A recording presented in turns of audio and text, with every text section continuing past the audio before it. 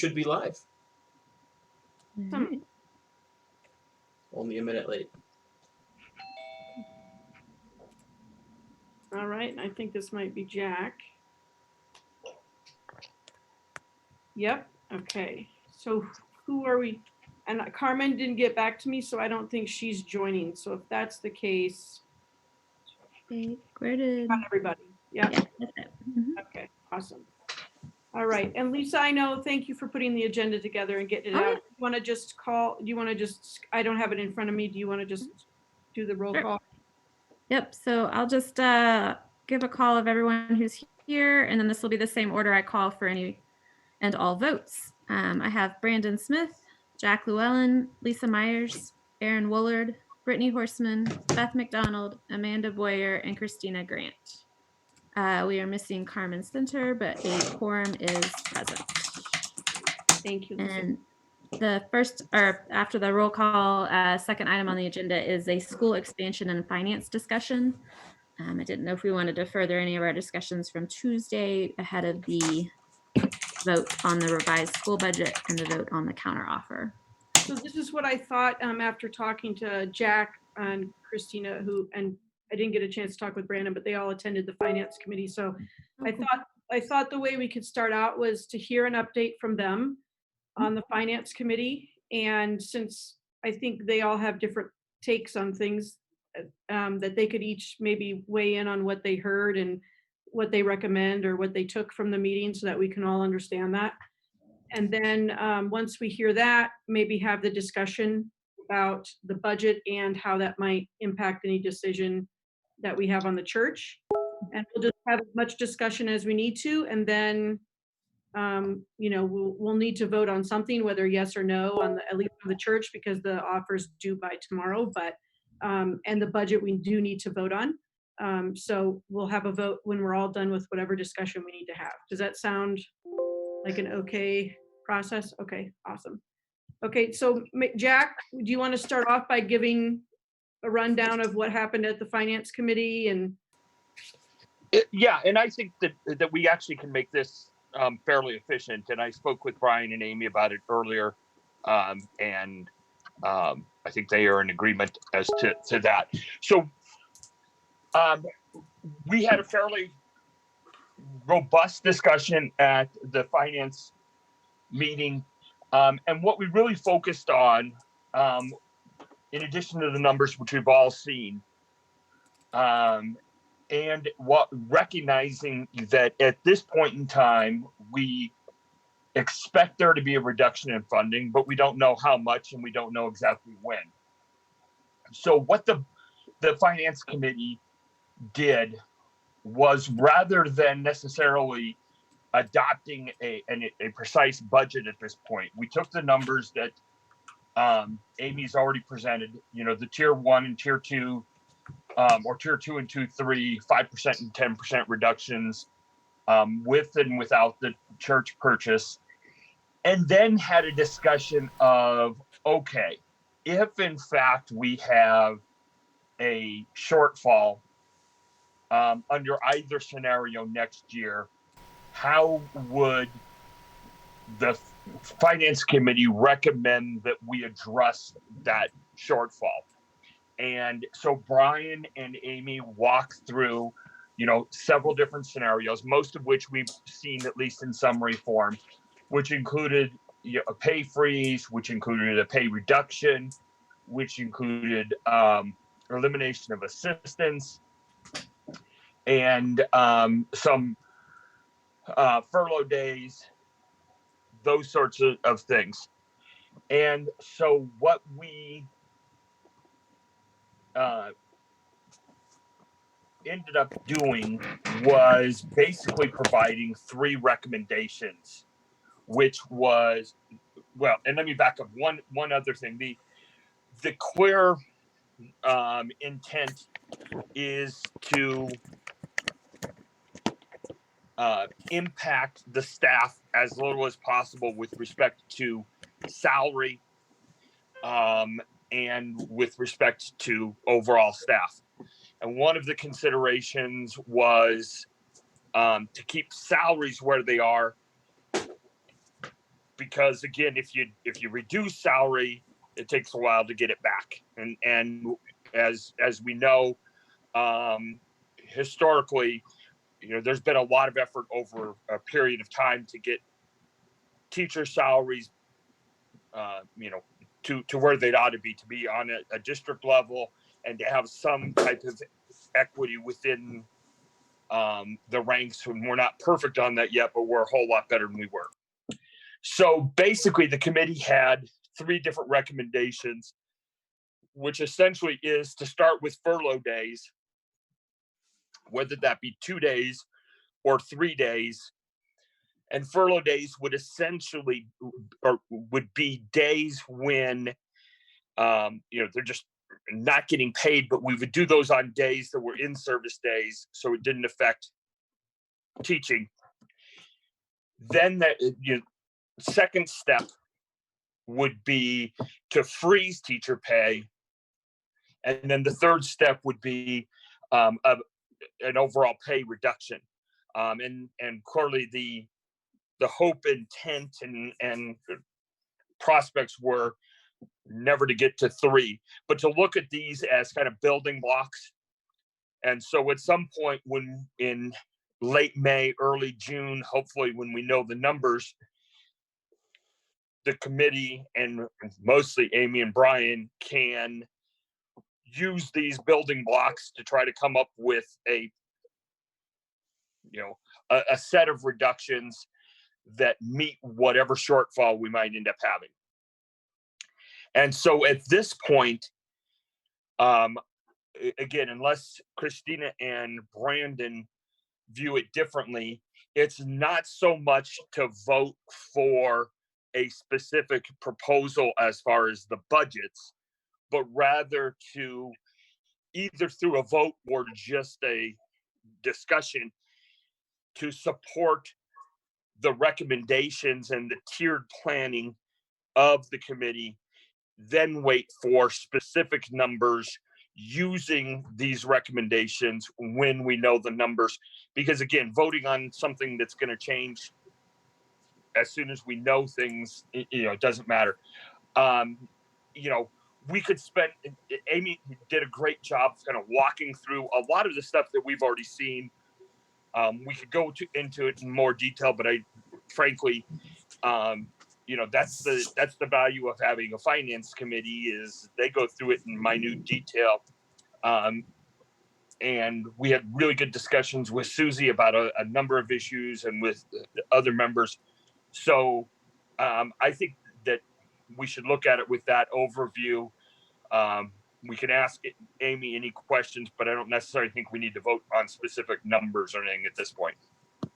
Hey, Jack, can you say who was represented at the finance committee? Like, were all levels of staff, all like primary, lower and upper L represented? Were there any parents there? Can you just give us a kind of idea of who participated in that discussion? Amy, help me. There were no parents. Yeah, Susie's a parent, and Yeah, there was a representative from primary, lower, and upper. Okay. And then I don't Jack, think if Susie was a parent. I Jack, think Christina, and Brandon. Okay. And I guess just to add to what Jack said, knowing that we'll come back and revisit this at the end of May, beginning of June, and knowing that now we're getting word that it could be as much as 15%. So, it's so totally up in the air. We have no idea. Let's all agree not to say 15% out loud. Yeah. I wanted to make sure that was on the record. Yeah. It's real. Yeah. As in, Amy has to modify the budget. We have to turn in on June 30th to the district with a 15% reduction proposal. So our homework just continues.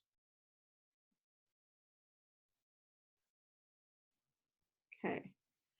Christina and Brandon, do you have anything? Oh, sorry. No, you're right. Is the district still asking for the 5 and the 10, or have they bumped it to like 10 and 15? Now it'll be 5, 10, and 15 on June 30th. Okay, just curious. Thank you. Yep. Yeah, I have nothing to add. I think Jack summed it up well. Thank you. Checks in the mail. I'll add a few things that I took away from the conversation. I thought, Mr. Bryan, the variables that you had talked about are probably kind of those critical uncertainties to weigh in terms of if we don't return to school, the impact of losing revenue again from tuition was to me kind of it's a big unknown and a big impact, as well as the potential. Has there been any further word on the potential of losing or sorry, kindergarten full day? No, that's just something the joint budget committee obviously isn't a line item. I think the bigger thing is Jeffco's announcing to families to keep Chromebooks across the whole district if they check them out. I talked with, my connections in the district, and the possibility of a remote starting is pretty high. It's over 50% now. They're thinking that because it'll probably be some type of phase into school. And so that just means loss of revenue coming for our, before and after care as well as preschool. Again, that's not determined. However, just in the finance committee, I just want people to be aware of the variables. 370 is what our budget's built around. That's a variable. We could be above it. We could be below it. Revenue streams, those are variables. So that why when you're looking at this, obviously Amy and I are recommending you really look at the 10%. It's better to be more cautious and go a little tighter, a little deeper, than to make course corrections when you're midstream in a new budget. So, right. And a couple of thoughts there. If I'm thinking about the two things that we have on our plate, the things bouncing around in my head in terms of the impact of the church, it's still right. The big hit in terms of finances is clearly going to be the reduction of funding, not necessarily the purchase of the church, but the flexibility of if we return in the fall, and these weren't things that were talked about in the finance, but they were my thoughts going through my head during the finance committee.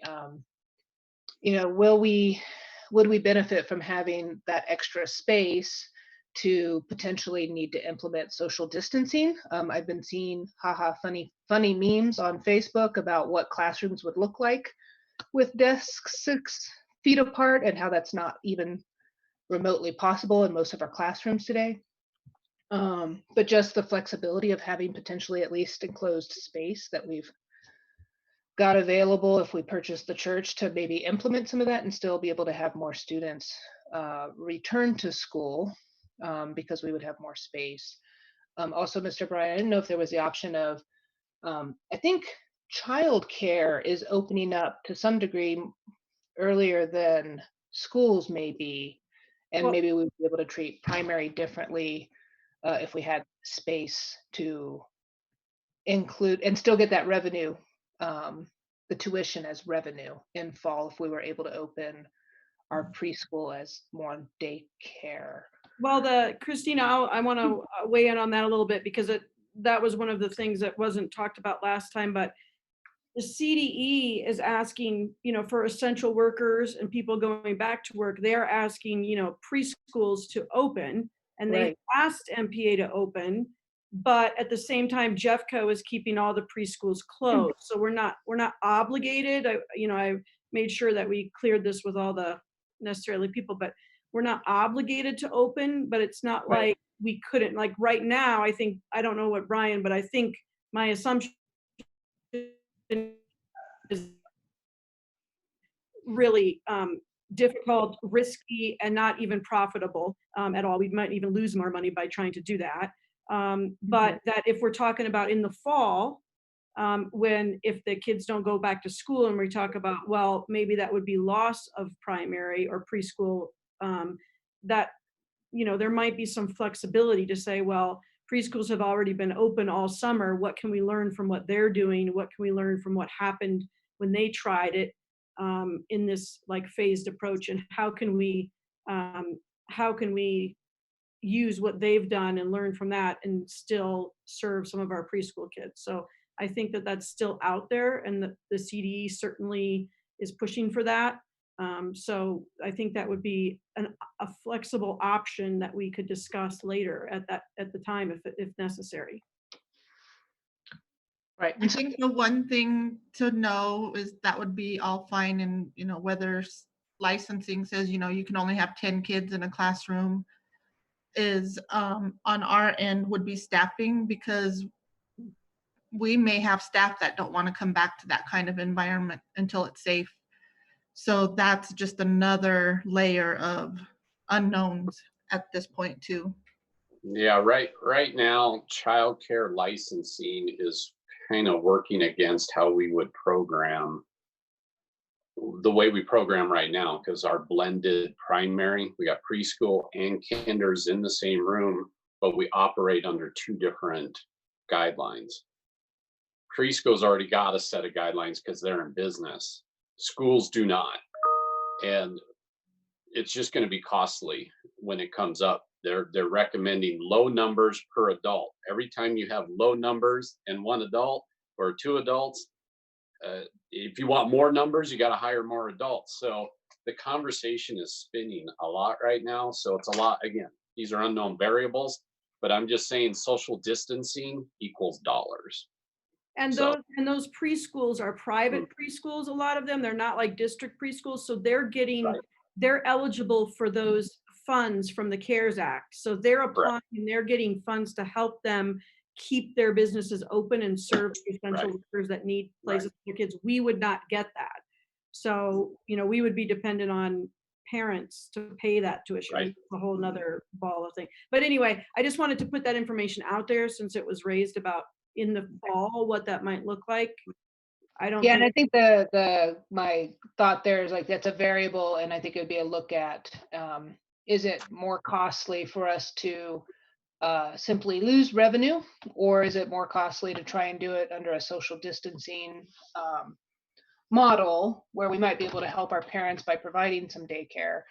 We might be able to help ourselves with some revenue, but it'll sound like that'll all kind of depend on what it looks like come the end of summer.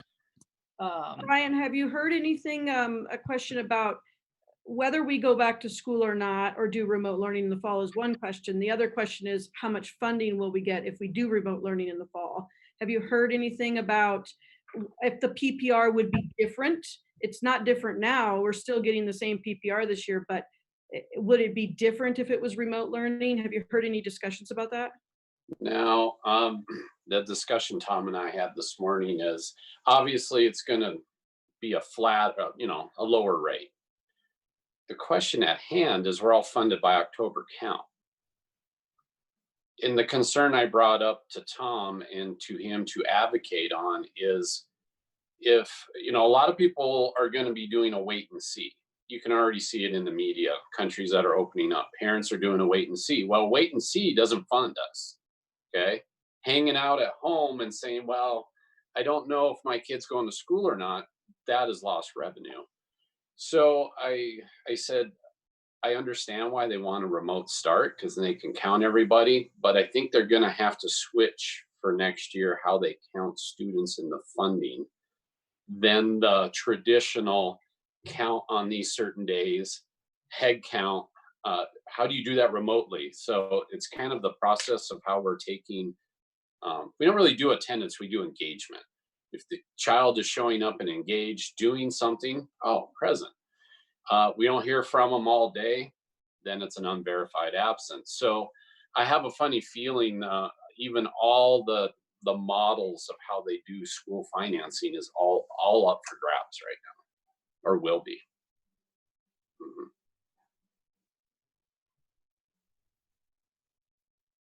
Okay, so the variables I had wanted to highlight because I thought those were interesting to note. There was also a conversation in the finance committee that no numbers came out of it, but the idea of a cap that we would want to plan for in terms of how hard we're willing to hit our reserves. I mean, likely going to have to hit our reserves. That's what they're there for. That makes sense. But if we were to look at this as that multi-year impact, burning through our reserves in year one, pretty bad idea. So based on Mr. Bryan's experience in the past, the idea of keeping that at kind of a planned ratio and then having to budget to that was another consideration. And I think the numbers, Amy, did you send out any of the numbers after yesterday? Okay, I didn't get anything. Okay. No, I sent him to Jack. Sorry, I thought he was going to send them out, but I didn't send them to everybody. Okay. I can share my screen if you want me to. That might be good. I think that would help. I think it was good to note, like, the numbers we were looking at yesterday, and it seems like they're changing probably on a daily, maybe for Amy on an hourly basis, but the amount that I think we were looking at yesterday, Amy, was even with the 10% hit, the reserve was. Can you see it? Yeah. Yep. Yeah, that was the one. You know, we're still staying within sort of at least the 68,000 balance there. Negative balance was still what, 10 or 11% of our reserves, which kept it in a reasonable space. well, because our reserves are just under 1.4 million, but we do have to keep a certain amount in there under Tabor, right? So the liquidity of that is And not. it's not just the Tabor. We can't touch any of the capital either. So So about $1 million is what we were thinking would be accessible reserves. Okay, so 68,000 of $1 million is, 100,000 would be 10%. So 68,000 Right. is under 10%. It's short of 7%. Yeah. Okay. So, and the finance committee didn't have any hard recommendations yet, but that's on the radar, I think. But maybe something to keep on our radar as well is what percentage do we want to try to keep that under, so that we can weather a multi-year hit to our reserves, because I think we know that that's likely to happen. I think the quick way to read this chart that Amy has on the screen is the balance line. So line or row 13 down below, that is how reserves would be affected. So reserve is kind of your catch-all at the end. So Amy and I go through and we do furlough days, or we eliminate assistant experience pay, or we do a RIF, reduction in force, any one of those scenarios. And after we make them, the safety net is that what Amy highlighted right there, that's the reserve impact. So can I ask a question about what I'm looking at here so I make sure I understand, Amy?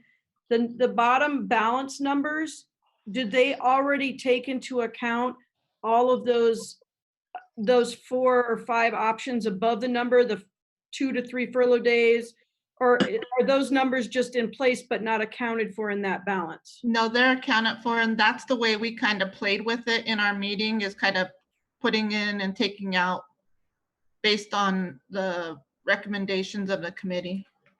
Oh, So on this, different scenarios? yeah, this is our final version. So this is how Right. we came up with recommendation 1, 2, and 3. So that 106,000, that's what, with furlough days, reduced assistant pay, and all of those Yep. things together? Yeah, so Yep. tier 1 would be 2 furlough days, and tier 3 is 3 furlough days. And then assistant pay, and then reduction in force. Okay, thank you. And we just found out about the 15% this afternoon, so I'll be working on that tomorrow. Does it take into account the savings we think we will get from refinancing? Yes. So that's You mean in year 2 or just in year 1 without paying down the debt? either, I guess. I mean, we've got, when we had our option chart that we voted on, there was, you know, option whatever saves this percent. Yeah, option without the church was option 2, and Okay. church purchase was option 3. Okay. And so, can't remember, my days all flow, but we went over this, Yeah, right? I don't know if you guys saw this, but it took all of those options into consideration. And then what I did for the finance committee was just basically took this imbalance snapshot and put it here, and that's how we did our working session.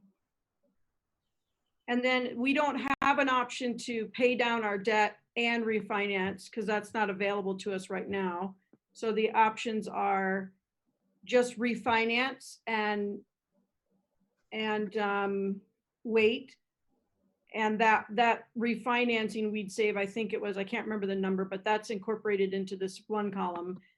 And the second column is refinancing, borrowing up to 2 million. You know, if it's less, it's less. And then and that's what those numbers are. So we couldn't add option 1 into the chart because it's not available. Does that make sense?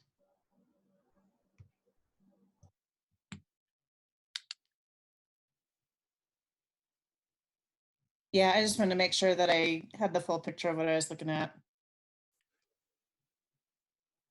And then, Mr. Bryan, a couple of questions came to my mind as based on the conversation yesterday.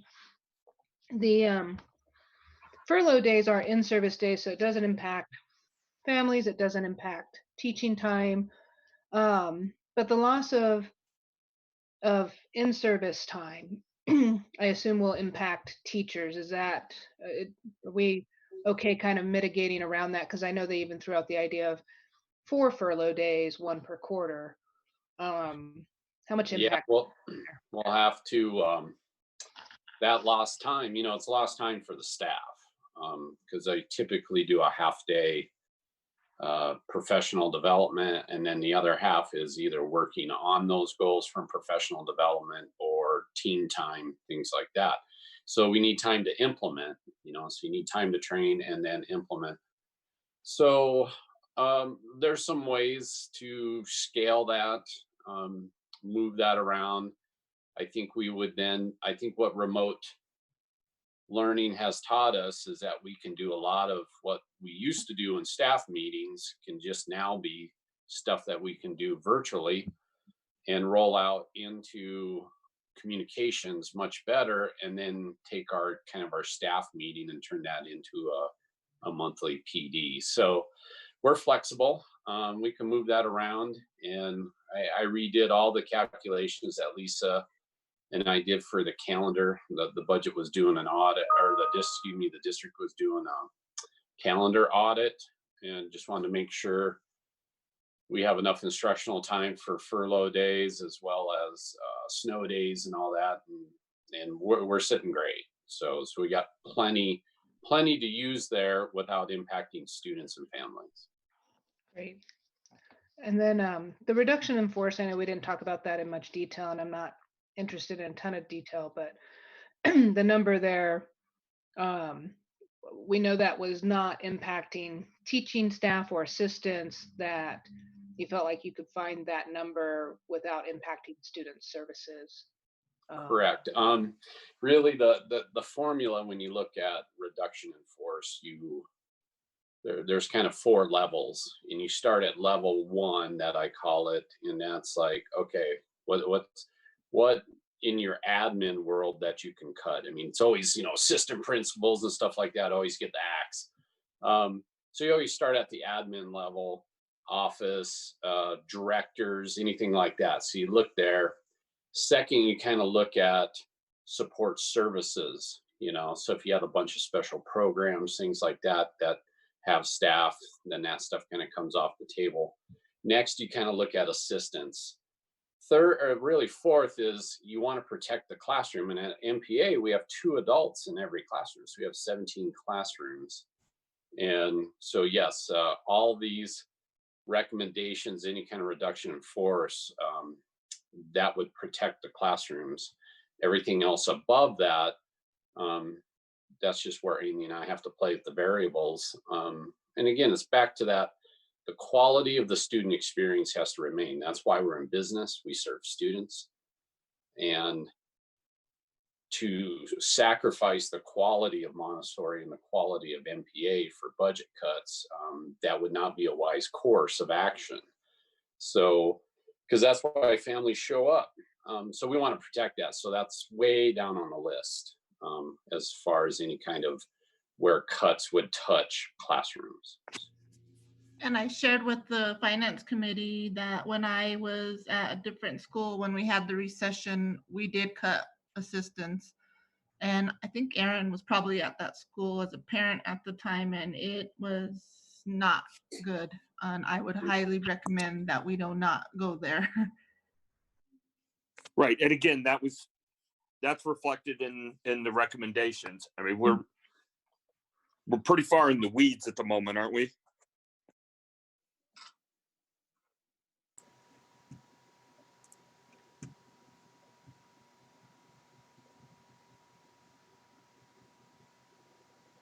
So one thing that I think might make sense to kick in at this point is these numbers are worst case less than 30% of reserves.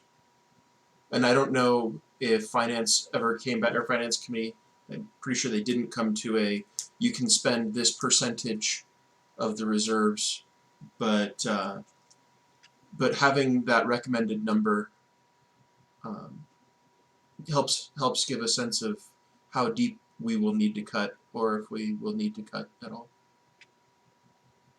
Well, to answer that, Brandon, it's already kind of indirectly reflected. So if you look at tier 3 on the church side, because that's the most dramatic, the 106,000 that we would be short, basically finance has recommending don't cut in the reserves any more than that. So that's just right at 11%.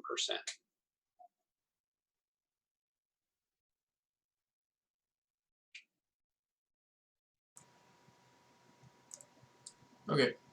Now the trick is how Brian and I do contracts, not really knowing what scenario this is going to be until end of May. Let me ask a question here about where everyone's at with regards to, approving what the finance committee, what Jack put forward, which was what's on the agenda, is the finance committee's recommendation for this amended budget to submit to Jeffco, where there's a not necessarily firm numbers or a firm decision about which way to go, but flexibility to consider these tiers of interventions or these tiers of action, depending upon the scenario. Leave Brian and Amy free to do that, which of course they would always update us every month, but to leave them the freedom to make those decisions about how they feel best. Do we, just on that issue, do we need to have some more discussion, or where are we at there?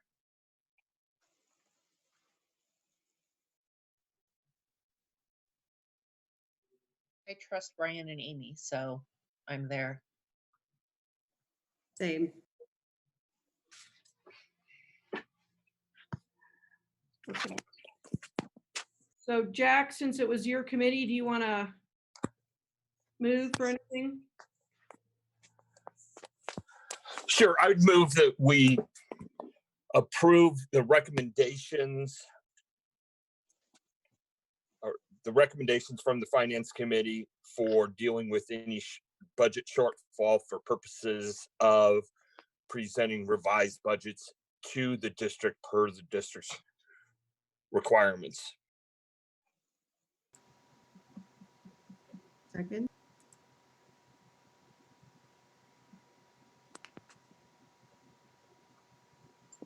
Okay. Roll call. Brandon Smith, Yes. Jack Llewellyn, Yes. Lisa Myers, yes. Aaron Woolard, Yes. Brittany Horseman, Yes. Beth McDonald, Yes. Amanda Boyer, Yes. and Christina Grant. Yes. And Amy and Brian, I'll ask, is there anything else that you need from us as a board in order to submit what you're going to need to submit when you need to submit it to the district? I would just say be prepared to vote on another budget after we know what the final numbers will be. That won't be till June. Minimum June, yeah, earliest June. Right.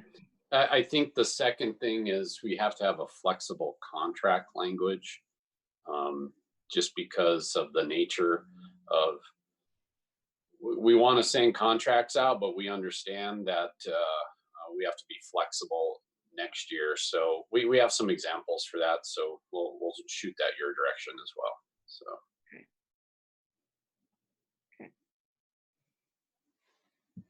Okay, so moving on, Jack, do you want to, since we've kind of given the guidance and flexibility for Brian and Amy to operate.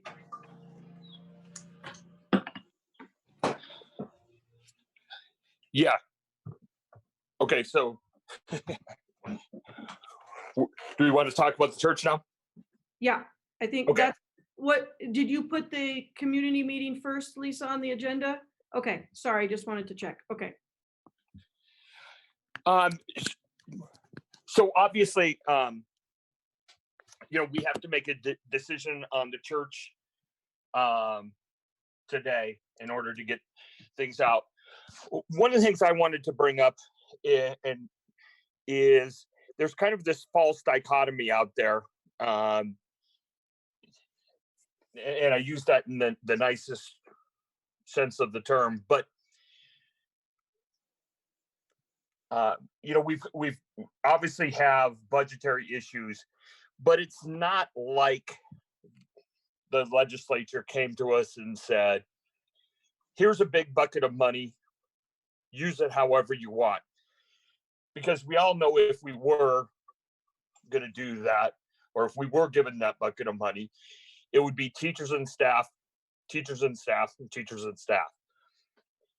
But instead, they gave us a bucket of money and said, you have very specific things you can do with it and not do with it. And, so we can essentially do nothing with it for the required period, or we can use it to purchase the church. And when you look at the numbers, as we talked about in the last meeting, you're really talking about 77,000 in costs that are associated with the church being purchased, for the obvious things of maintenance and utilities, etc., not taking into account any way in which it could increase the revenues to the school.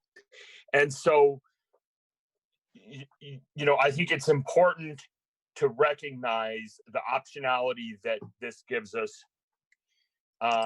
It's also really important to recognize that it provides an optionality for revenue increases that, as Brian has mentioned over and over, aren't, and I mean that in a good way, Brian, aren't going to come from the government quickly. So that if we go, again, if we go down by 10, we're not going up by 10 next year. And so if we're going to increase revenue, we can't look to the government for that, because it ain't coming from them in the short term. And so, and then the two other points, and then I'll stop. One is,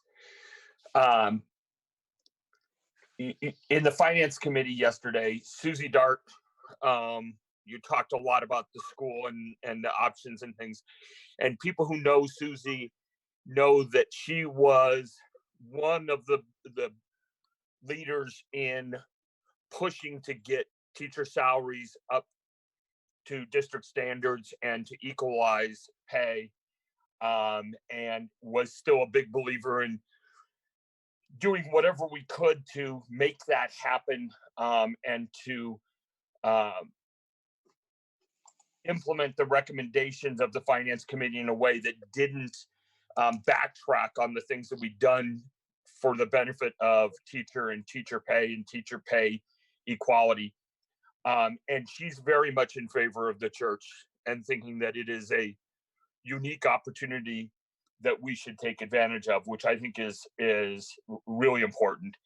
And then the last thing is, we discussed a little bit yesterday, particularly with Susie, and we've discussed in the past, some kind of creative ways to potentially use the 5B funds to offset some of that $77,000 or $78,000 expense. And again, don't want to suggest that it's going to be all of it or most of it, but you know, there is some stuff out there too that we can take advantage of. So, you know, I honestly think that we've vetted this opportunity about as well and as deeply as it can be vetted. And I still remain convinced that it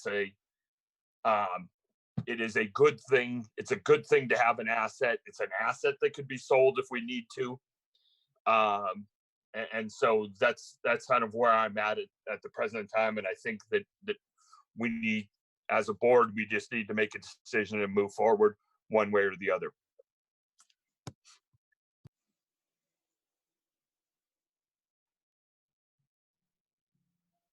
Jack or Brittany, in terms of the purchasing of the church, one thing that came up in yesterday's conversation was that would, if we needed to turn around and sell it for some reason, those funds might still be restricted, but we may not have the time limit. I know we kind of talked about it, Brittany. Do we know if that would take off a time limit?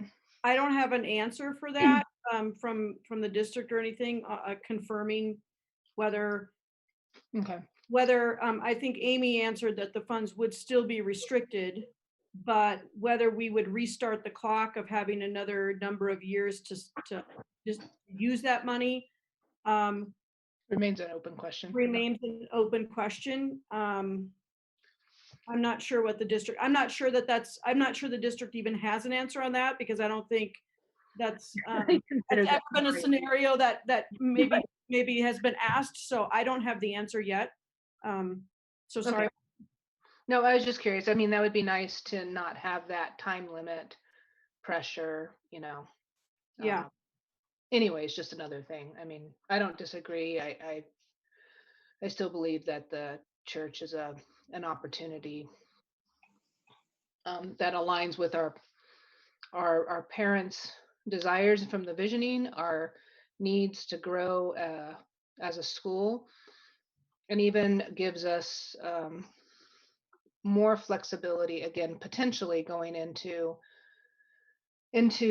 the next school year, if we needed to be able to space kids out more, to have building a structure to keep them warm and safe and spread out as a potential option. Not that we know what that would look like, but at least it gives us some flexibility there.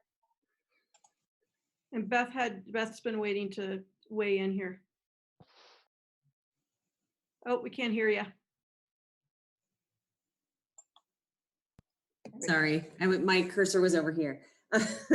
Anyway, my point today, this is just terrible timing. And I think that's why it's such a tough decision. But I think in the end, it would be so much more expensive for us to build a middle school. This one's a ready-made building and it's relatively inexpensive. I mean, we couldn't build one for that. We couldn't. So I think, I don't know, I think that we've probably beaten it to death at this point, but I think, you know, at this point we either do or we don't, right? And I think what's his vote? Yeah, let's vote. Yeah. No, over your shoulder. What's it? Over your shoulder. Look over your shoulder. Get out of here. I'm sure he's voting whatever. He's voting, Mom, get out of your meeting. Sorry. No. Okay.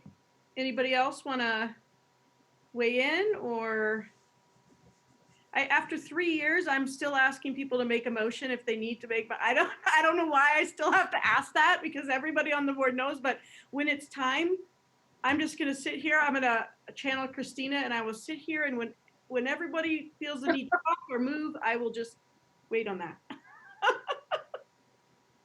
I move that we vote to buy the church or not buy the church. I think you have to pick one or the other, Beth. Oh, do I? That's what the vote's about. Okay, I move that we vote on the purchase of the church. To that better? approve. Can I amend it slightly? Yeah, amend, Jack.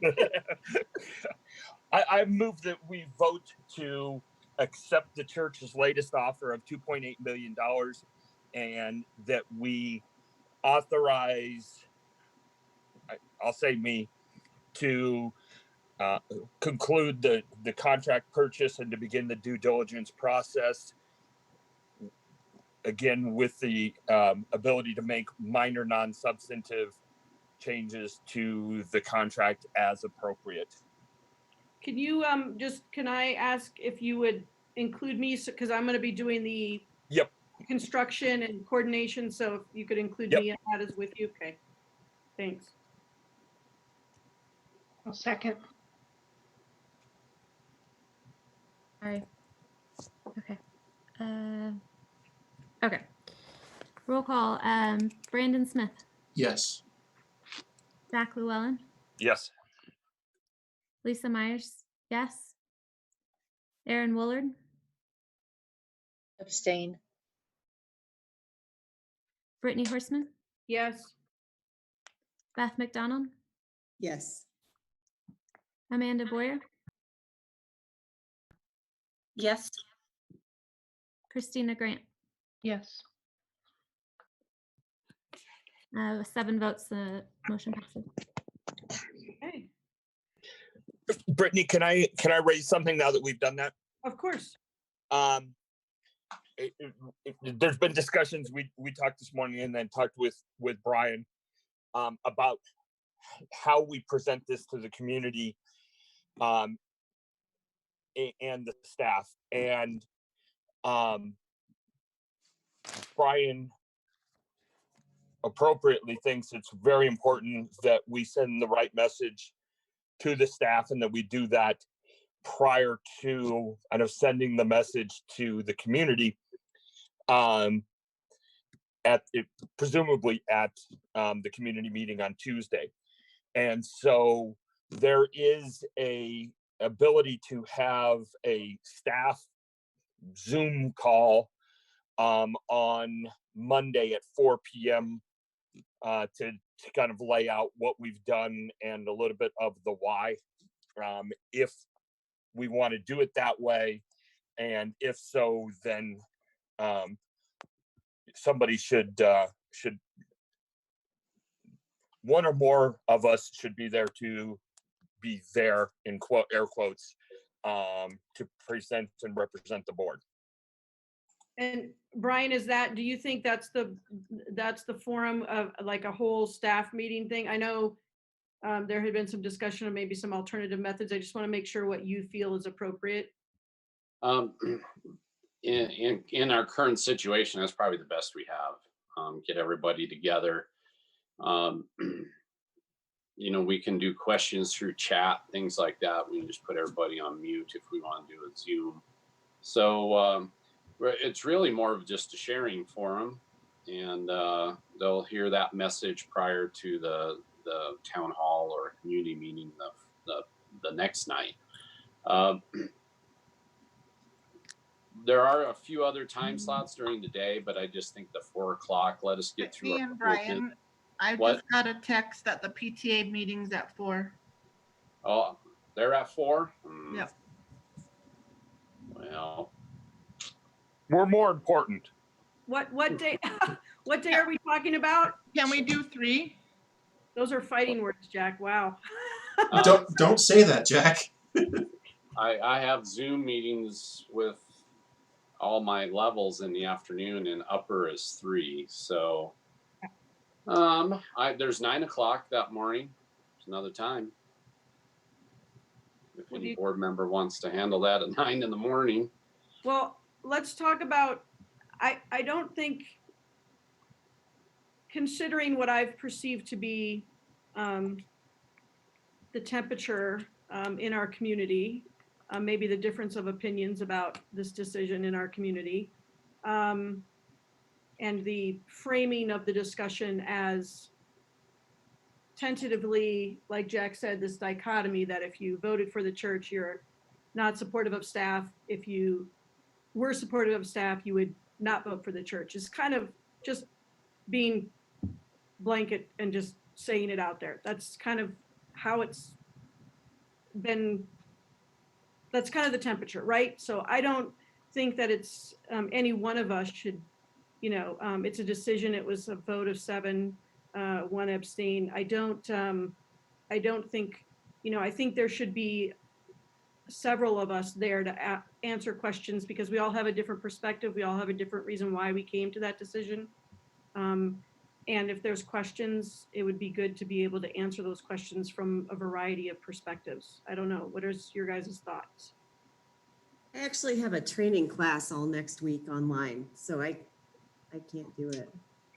Since there's going to be more than one board member there, or more than 2 probably, I will be having to live stream, which means that I have a meeting at 1 o'clock on Monday.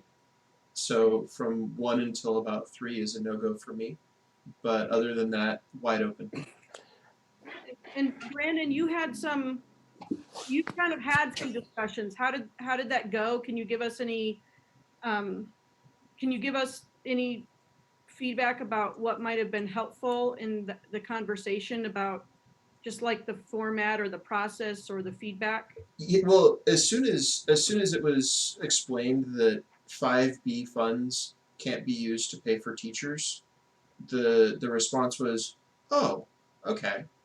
And then words of "we trust the board," and this was multiple conversations.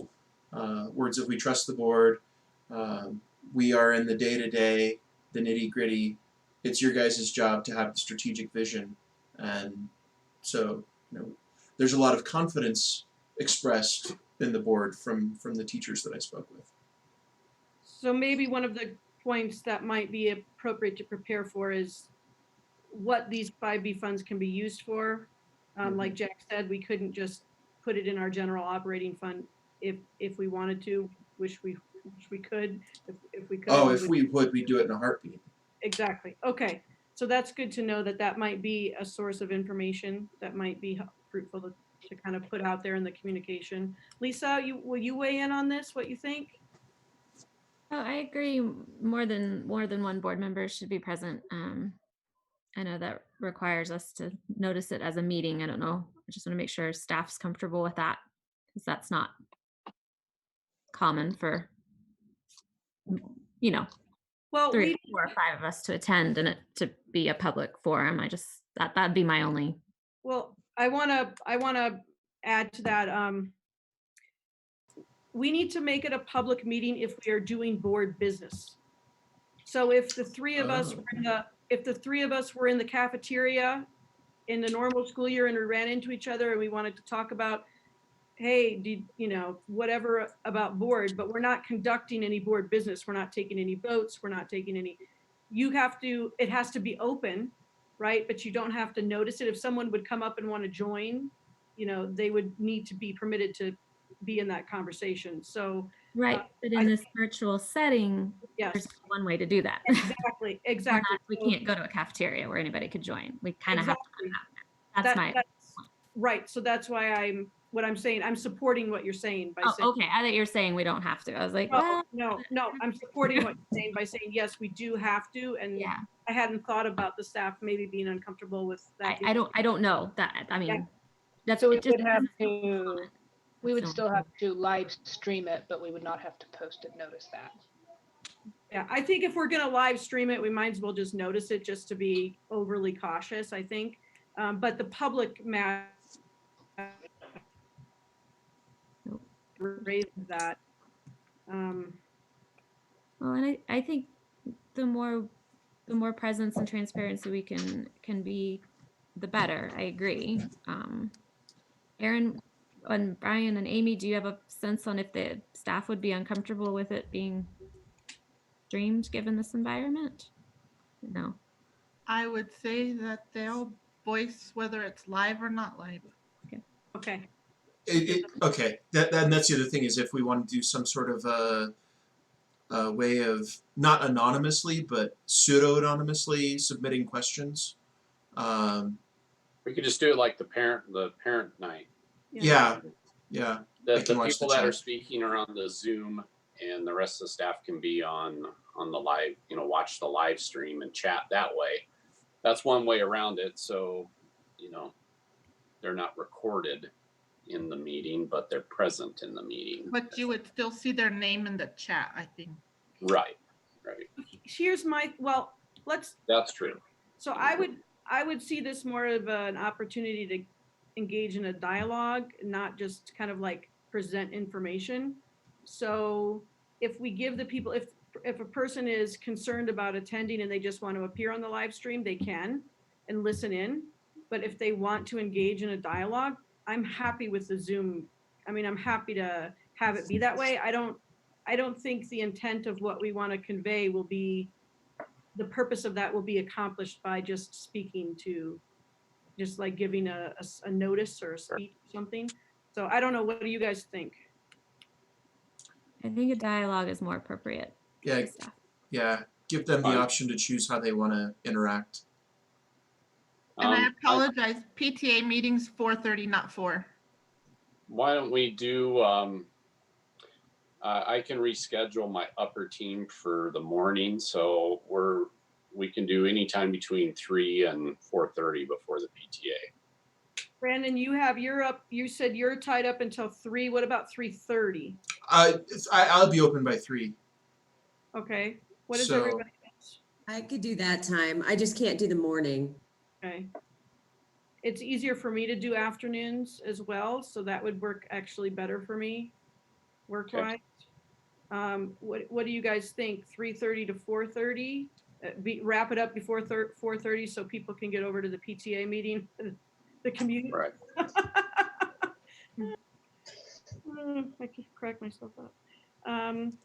Okay, so let's do 3:30. Isolation is kicking in now.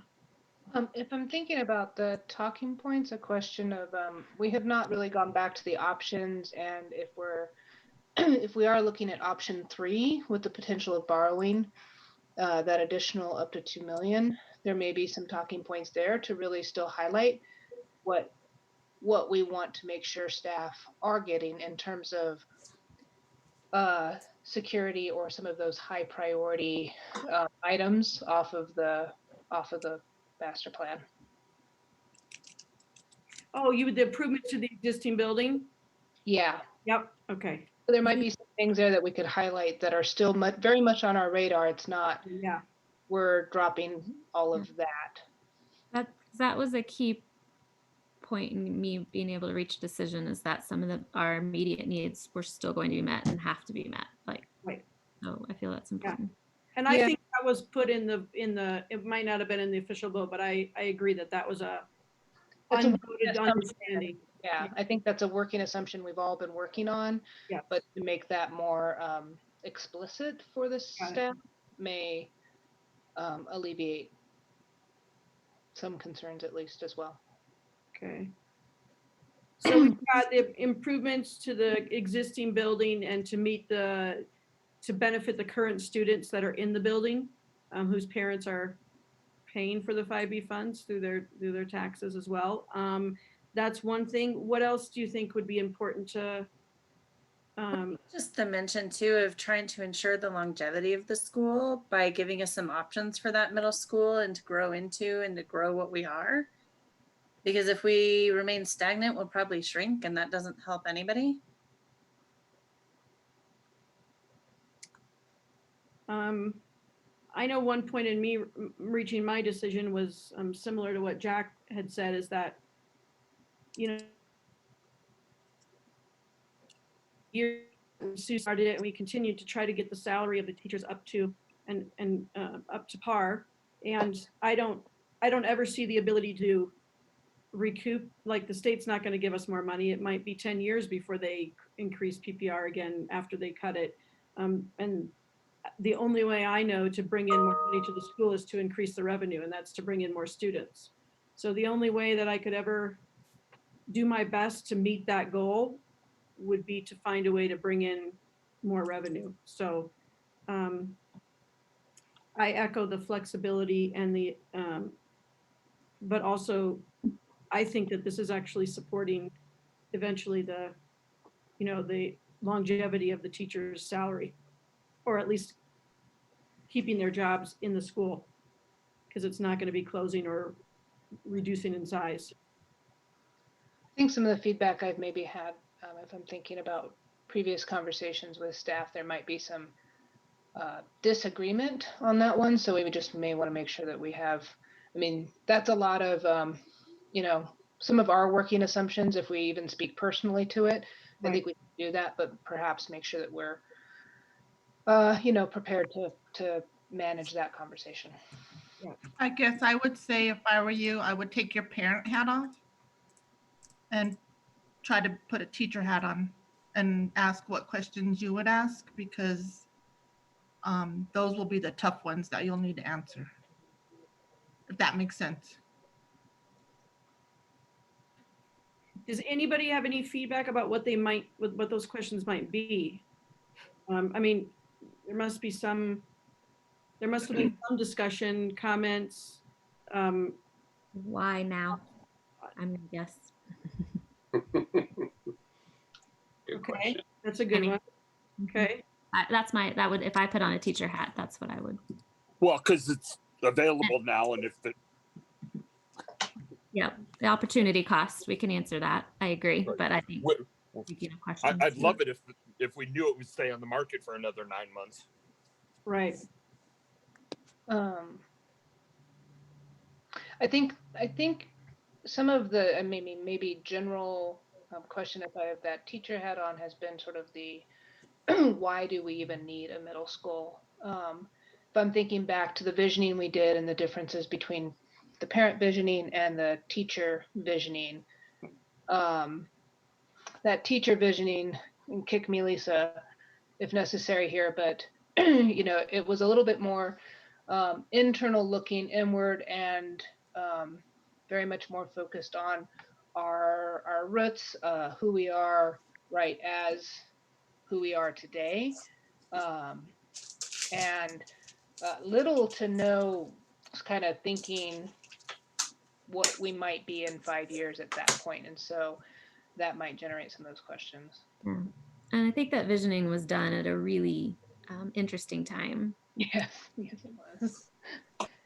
I'm curious to know, like, I think it was almost 2 years ago. So like, if we did it again today, I'm curious. Yeah, I'm just thinking some of the voices that were there are definitely still a part of staff today.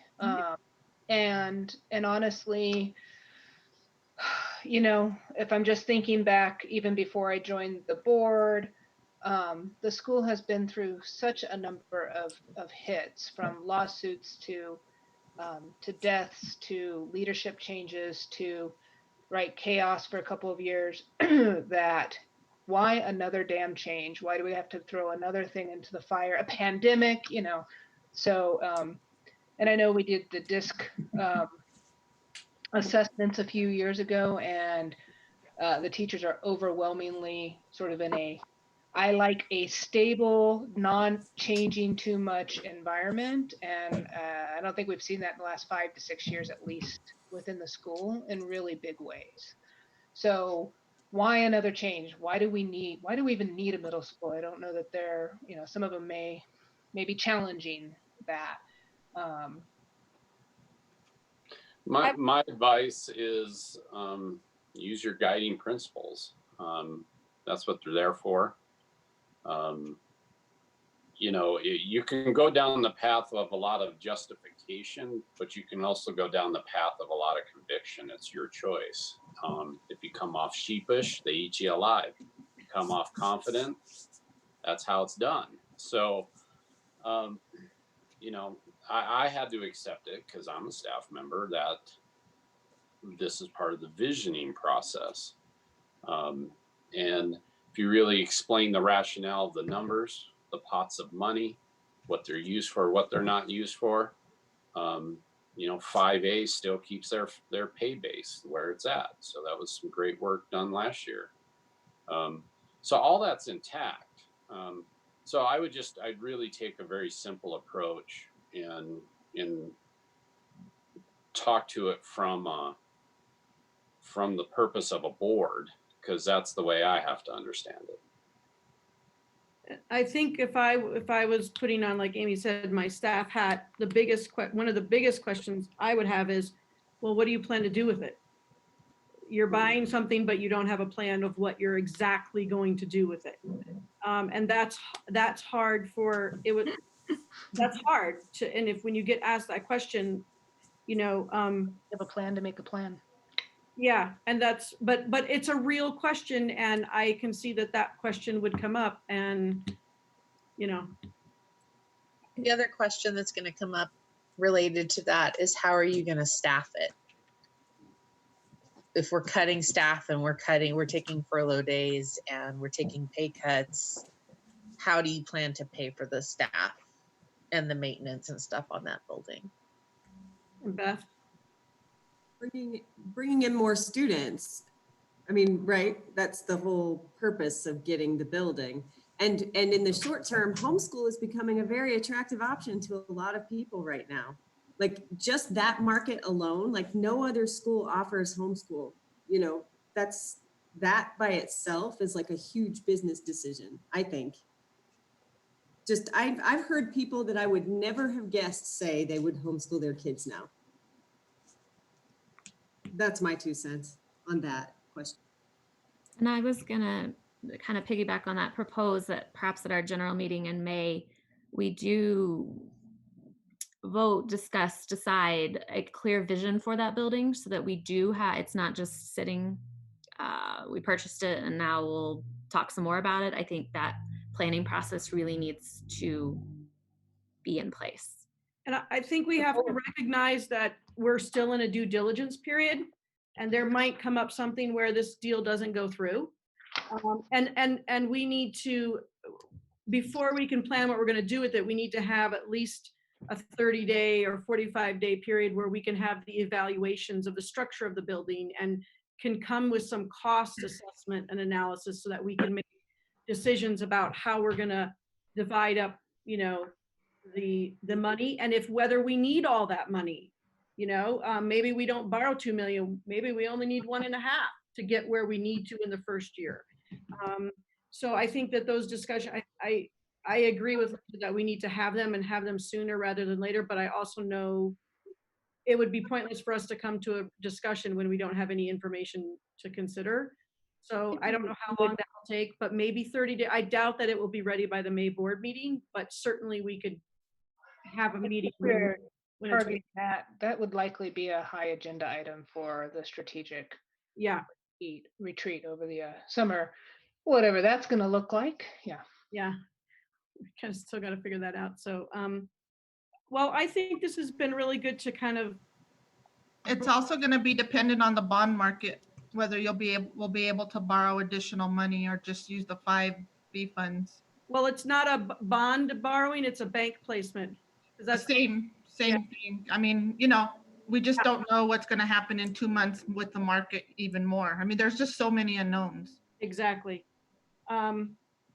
So I don't know, I think I agree with Brian. We communicate our decision, we communicate why we made it according to our strategic plan and our principles, and we don't know all the details yet. And that's just the plain fact and truth of it. And we can't get away from that. So that's all we can really say is we don't know, but we have a plan. Like Christina said, we have a plan to make a plan.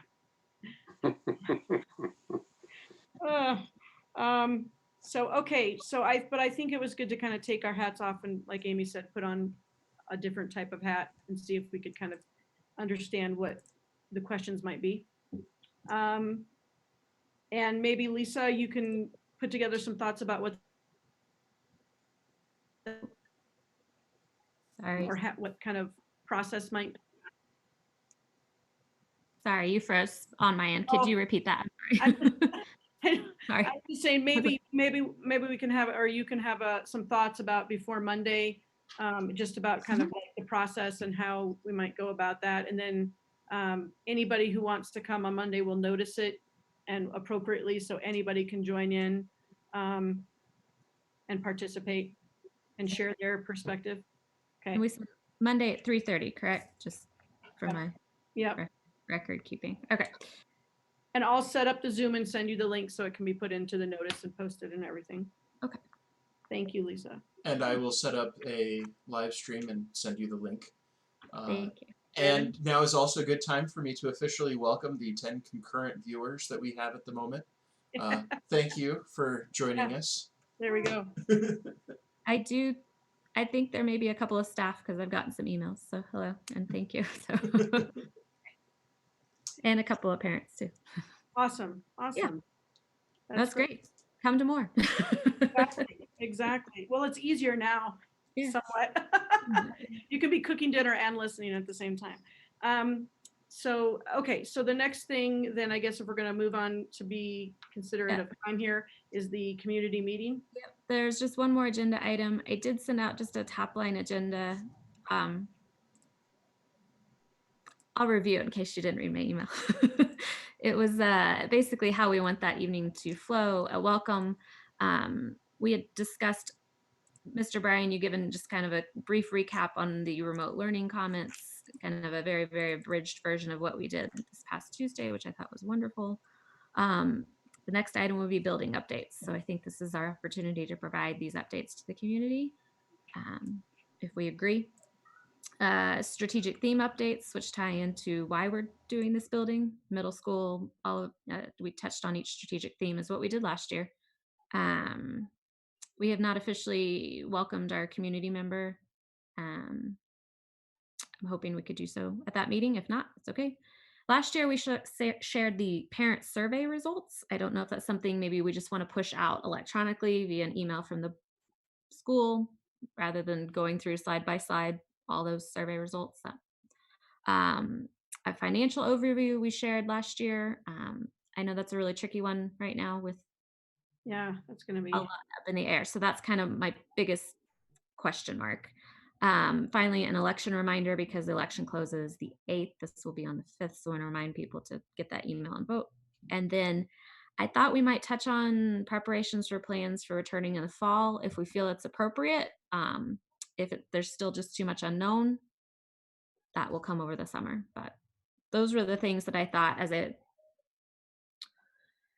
we should be updating the community on at this time. Some of the community, the parent community, gave us feedback last year. It was totally different. Obviously, we were in person, and this is totally different now. But some of the feedback we got was, correct me if I'm wrong, Lisa, but was to make it more of a dialogue, right, instead of just an update. And so I don't know how we can. Do you have any ideas on how we can make that happen in this current environment? We sent out my email address and said, please send questions at a time. I have not received one yet. The live stream chat feature did prompt some questions on Tuesday, which was helpful. I think we could certainly push for that. And having more board members in the live stream chat would be a great thing. That way, if side conversations develop, I don't know if chat will support that, but okay. I know when I did the JCSC meeting, it was a little bit difficult when several people started pouring in their comments. I had several people had to wait a while until there was a break in the conversation and I could get the next question. So if there's, Brandon, I don't know if we can do that from a different location. We're not sitting next to each other. Can we? Well, so what I can do is I can just, I can be monitoring that very closely, or I could have my wife monitor it very closely and condense those into an email and just send that out quickly during the meeting. And that way you have visibility, but there isn't,